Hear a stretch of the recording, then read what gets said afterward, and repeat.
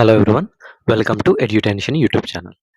ఈ వీడియోలో మనము degree first year second semester Telugu సబ్జెక్ట్‌లో నుండి ఫస్ట్ యూనిట్ నుండి అనగా ప్రాచీన కవిత్వం నుండి మనము సెకండ్ లెసన్‌ను మనం డిస్కస్ చేసుకోబోతున్నాము. పాఠం పేరే హనుమత్ సందేశము.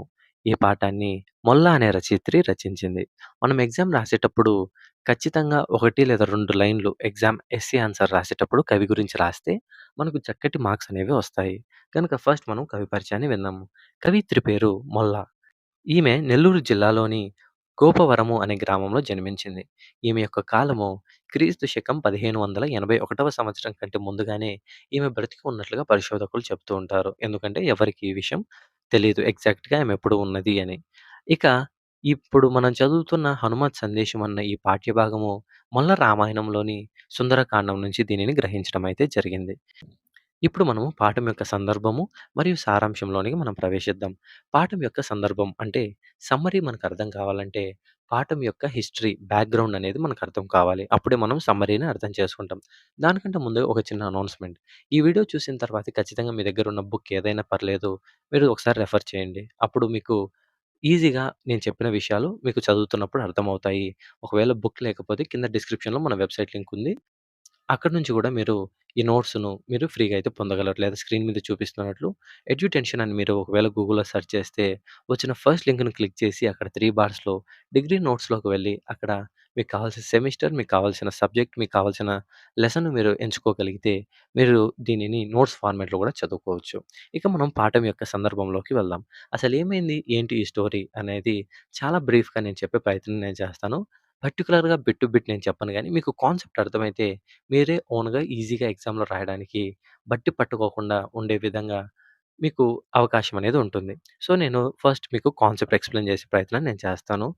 అసలు ఏమైంది? ఈ హిస్టరీ ఏంటి? బ్యాక్‌గ్రౌండ్ ఏంటి? మనం చూసుకొని సమ్మరీలోకి మనం వెళ్దాం. సారాంశంలోకి. ఏమైంది అనంటే మనకందరికి తెలుసు. సీతను రావణుడు అపహరించుకొని లంకకు తీసుకొని వెళ్ళిపోయాడు. అక్కడ లంకలో కొంతమంది రాక్షస స్త్రీలను ఏర్పరిచి సీతకు కాపుదలగా పెట్టారు. సీతను ప్రతిరోజు రావణుడు వచ్చి తనను వివాహం చేసుకోమని కోరతాడు గానీ సీత అందుకు ఒప్పుకోదు. ఎలాగైనా సరే సీతను ఒప్పించండని బలవంతంగా పెళ్లి చేసుకోవాలని రాక్షస స్త్రీలను ఏ విధంగా అయినా సరే ఒప్పించండి అని ప్రతిరోజు కూడా ఈ రావణుడు సీతను మరియు మిగతా రాక్షసులకు చెప్పేవాడు. సీత సీతకు కాపలాగా ఉన్న రాక్షసులు గూడా వివాహం చేసుకోమని కోరినా సరే సీత ఒప్పుకునేది కాదు. ఒకవేళ పెళ్ళికి ఒప్పుకోకపోతే చంపేస్తానని సీతను గూడా బెదిరించేవాడు ఈ రాక్షసుడైన రావణుడు. ఒక పక్క లంకకు అపహరించుకొని రావణుడు సీతను తెస్తే, మరోవైపు రాముడు మరియు లక్ష్మణుడు మిగతా వానర సైన్యం అందరూ కలిసి అపహరించబడిన సీత కోసం గాలింపులు చేస్తున్నారు, వెతుకుతూ ఉన్నారు. అలా వెతికినప్పుడు రాముడు కొంతమందిని ఉత్తరం వైపు, కొంతమందిని దక్షిణం వైపు, తూర్పు వైపు, పడమర వైపు అందరిని పంపి సీతను వెతకమని పంపిస్తే, అయితే హనుమంతుడు లంకకు వచ్చి శింషుప వృక్షం అనే ఒక వృక్షం మీదకొచ్చి హనుమంతుడు కూర్చున్నాడు. ఒక కోతి ఆకారంలో. కోతి ఆకారంలో ఈ హనుమంతుడు శింషుప వృక్షం మీద కూర్చొని ఏ విధంగా అయితే ఈ రావణుడు మరియు రాక్షస స్త్రీలు సీతను ఇబ్బంది పెడుతున్నారో, ఏడిపిస్తున్నారో చూస్తూ అక్కడ జరిగిన సందర్భంనే మనం ఇప్పుడు చూస్తూ ఉన్నాం. అప్పుడు ఈ హనుమంతుడు అనగా కోతి రూపంలో ఉన్న ఈ హనుమంతుడు మెల్లగా ఎవరు లేని సమయంలో సీత దగ్గరికి వచ్చి, "అమ్మా! భయపడకండి. నన్ను రాముడు పంపించాడు. రాముడు మీకోసం వెతుకుతున్నాడు. రావణుని సైన్యమంతా కూడా మీ కొరకు గాలిస్తుంది. నన్ను నమ్ము. మిమ్మల్ని ఏ విధంగా అయినా సరే రాముడు కాపాడతాడని" ధైర్యం చెబుతూ వచ్చాడు. ఆమె చెట్టు పైకి చూసింది. చెట్టు పైకి చూసి ఆ కోతి చెప్పిన మాటలను విన్నప్పుడు చాలా సంతోషించింది కానీ, అది ఒకవేళ మాయారూపమేమో, ఎవరైనా ఎవరైనా రాక్షసుడు ఇలా అవతారం ధరించి మోసం చేస్తున్నాడేమో అని భయపడింది. కానీ ఒకవైపు నమ్మకం కూడా ఆమెకు కలుగుతూ వచ్చింది. ఎందుకు అనంటే ఈ కోతి అనగా హనుమంతుడు మాట్లాడుతూ "అమ్మా! రాముడు మాల్యవంత పర్వతం పైన మీకోసం వెతుకుతున్నాడు. మీకోసం దక్షిణ దిక్కున మీకోసం దక్షిణ దిక్కుకు నన్ను పంపించాడు" అని ఈ ఈ హనుమంతుడు చెప్పాడు. ఇంకా సీత నమ్మటానికి బలమైన ఆధారం కోసం ఈ హనుమంతుడు రాముని యొక్క ఉంగరాన్ని సీతకు ఇచ్చాడు. సీత దాన్ని చూసి ఇది రాముడిదే అని గ్రహించి రాముడు ఎలా ఉన్నాడు, క్షేమ సమాచారాన్ని అడిగింది ఈ సీత. ఇటువంటి సందర్భంలోనే మనము ఈ పాఠంను మనం చూస్తాము. ఇప్పుడు మనము ఈ పాఠం యొక్క సారాంశాన్ని మనం చూద్దాం. హనుమంతుడు సీతతో ఈ విధంగా మాట్లాడుతున్నాడు. "అమ్మా!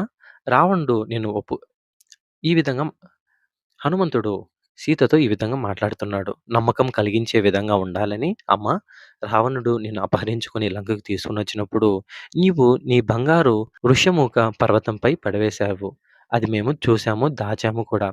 మీ కొరకు రాముడు గాలిస్తూ ఉన్నాడు. మేమందరము గాలిస్తూ ఉండగా, నేను మరియు నా గుంపు కలిసి ఈ దక్షిణ వైపుకొచ్చాము. సముద్రము దాటి వచ్చినప్పుడు నిన్ను చూసాము. నిన్ను రోజు ఇబ్బంది పెట్టే ఆ రావణుడు మాటలను మరియు ఈ రాక్షసుల యొక్క ఆలోచనలను మేము చూసాము అని చెప్పసాగాడు హనుమంతుడు. అంతేకాదు హనుమంతుడు ఇంకా సీతను నమ్మటానికి ఉండే విధంగా రాముడి గురించి చెబుతూ, "అమ్మా, రాముడు నీలమేఘ ఛాయలతో ఉంటాడు. అతని రూపం అనేది ఈ విధంగా ఉంటుంది. అతని కళ్ళు తెల్లని పద్మం వలె ఉంటాయి. అతడు శంఖం వంటి కంఠము గలవాడు. అంతేకాదు పొడవైన భుజాలు కలిగిన వాడు. లక్ష్మణుడు మాత్రం బంగారు రంగు దేహం కలిగిన వాడు" అని ఆ సీతను ఏ విధంగా అయినా నమ్మించడానికి ఈ విధంగా చెబుతూ వచ్చాడు. రాముడిచ్చిన ఉంగరాన్ని నేను నీకిస్తున్నాను. చూడు, ఇది రాముడిదే. ఇప్పుడైనా నమ్మమ్మా అని ఈ సీతను ఒప్పించడానికి ఈ హనుమంతుడు ప్రయత్నాలు చేస్తూ ఉన్నాడు. నాకు నీ శిరోరత్ననివ్వు. నేను కూడా నీవు క్షేమంగా ఉన్నావని రాముడికి నేను చెబుతాను అని సీతతో మాట్లాడాడు. అప్పుడు సీత హనుమంతుని యొక్క యథార్థత రూపాన్ని అనగా, "నువ్వు నిజంగా ఏ విధంగా ఉంటావు?" అంటే శింషుపా వృక్షం మీద హనుమంతుడు ఒక కోతి రూపంలో ఉండి కూర్చున్నాడు. కానీ నీ అసలైన రూపాన్ని నేను చూస్తే నేను నిన్ను నమ్ముతాను. అప్పుడు నాకు నీ అప్పుడు నేను నీకు నా శిరోరత్నాన్ని కూడా ఇస్తాను అని చెప్పింది. అప్పుడు హనుమంతుడు ఆకాశం ఎత్తు వరకు ఎదిగే విధంగా తన శరీరాన్ని పెంచి తన అసలైన రూపాన్ని సీతమ్మకు చూపించినప్పుడు సీత ఆ విషయాలన్నిటిని నమ్మింది. అప్పుడు సీత ఈ విధంగా తన ఆశీస్సులను హనుమంతునికి ఇచ్చింది. "నాయనా హనుమంతుడా, నీ వల్ల శ్రీరాముని యొక్క క్షేమ సమాచారాన్ని నేను విన్నాను. నేను కూడా క్షేమంగా ఉన్నానని చెప్పు. నేను నీకు ఏ ఉపకారం చేయలేను గానీ, నీవు మాత్రము నిరంతరము హాయిగా చిరంజీవిగా ఉండు" అని సీత హనుమంతునికి ఆశీస్సులు ఇచ్చింది. అప్పుడు సీత రాముడికి ఈ విధంగా హనుమంతునితో ఒక సందేశం పంపించింది. ఆ సందేశం ఏమిటంటే, "ఎప్పుడు రాముని పాదములు నా హృదయంలోనే ఉంటాయి అని శ్రీరామునికి చెప్పు. నీవు వింటూ ఉన్న పరుష వాక్యములనగా, రావణుడు నన్ను బెదిరించిన రీతిన, అదేవిధంగా రాక్షసులు నన్ను ఇబ్బంది పెట్టినది, తనను వివాహం చేసుకోకపోతే చంపేస్తానన్న విషయాలన్నీ కూడా నీవు రాముడికి చెప్పు. నా జు నా జుట్టు కూడా జడలు కట్టేశాయి. ఈ పాత వస్త్రంతోనే నేను ఎన్నో రోజుల నుంచి ఉంటున్నాను. నేలపైననే నిద్రిస్తూ ఉంటున్నాను. తారక మంత్రం జపిస్తూ నా కాలాన్ని గడుపుతున్నాను. కానీ రావణుడు నన్ను చాలా ఇబ్బంది పెడుతున్నాడు. ఎలాగైనా సరే ఈ రావణుడు తన పాప ఫలితాన్ని అనుభవించాలి. త్వరగా వచ్చి నన్ను ఈ లంక నుంచి తీసుకొని వెళ్ళమని నీ అన్నతో సమానమైనటువంటి రాముడికి నీవు చెప్పు. లక్ష్మణుడిని నన్ను క్షమించమని చెప్పు. ఎందుకంటే అవివేకంతో నేను అనరాని మాటలన్నీ లక్ష్మణుడిని నేనన్నాను" అని సీత హనుమంతుడికి చెప్పింది. అప్పుడు హనుమంతుడు సీత చెప్పిన మాటలకు స్పందనగా ఈ విధంగా అన్నాడు. "అమ్మా, మీరు భయపడకండి. నేనే మిమ్మును ఈ లంక నుంచి బయటికి తీసుకొని వెళ్తాను. నా వీపు పైన కూర్చోండి. సూర్యోదయం అయ్యేసరికి నేను మిమ్ములను రాముని యొద్దకు చేరుస్తాను" అని ఈ హనుమంతుడు చెప్పాడు. హనుమంతుని మాటలు సీత నమ్మింది కానీ, ఒకవేళ హనుమంతుడు ఈ సీతను లంక నుంచి బయటికి తీసుకొని పోతే రాముడు దొంగ వంటి వాడవుతాడని, ఎప్పుడు కూడా ఒక రాజు అలాంటి పనులు చేయకూడదని, ఖచ్చితంగా రాముడు రావణుడిని చంపి ఈ దుష్ట సామ్రాజ్యాన్ని నాశనం చేసి నన్ను బయటికి తీసుకొని వెళ్ళాలి. దుష్టులు ఎక్కువ కాలం ఉండకూడదు.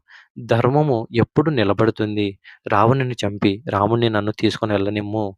నీవు వెళ్ళు. నేను క్షేమంగా ఉన్నానని రాముడికి చెప్పని నా శిరోరత్నాన్ని ఇచ్చి పంపించింది సీత. అప్పుడు హనుమంతుడుగా సీతను ఈ విధంగా ఊరించాడు. అమ్మా, నీ భర్త అయిన రాముడు సముద్రాన్ని దాటి అనేకమైన శత్రు సమూహాన్ని చీల్చి నీ దగ్గరకు వచ్చి ఈ వానర వీరులతో లంక నుండి నిన్ను విమోచిస్తాడు. ఖచ్చితంగా రావణుడిని చంపేస్తాడు. శత్రు సంహరణం అనేది జరుగుతుంది. యుద్ధంలో నిన్ను అయోధ్యకు తీసుకొని ఖచ్చితంగా రాముడు వెళ్తాడు. ఇది నిజము. నమ్మండి అని చెప్పి హనుమంతుడు వెళ్ళిపోయాడు. ఇదే ఈ పాఠం యొక్క వివరణ మరియు సారాంశము. హనుమత్ సందేశము అనే పేరులోనే మనకు అర్థమైంది హనుమంతుడు తెచ్చిన సందేశము అని. హనుమంతుడు రాముని యొద్ద నుంచి సీతకు సందేశం తెచ్చాడు.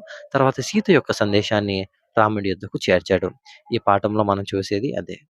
ఇలాంటి మరిన్ని వీడియోస్ కోసం మన ఛానల్‌ని సబ్స్క్రైబ్ చేసుకోండి. ఫాలో అవుతూ ఉండండి. Thank you.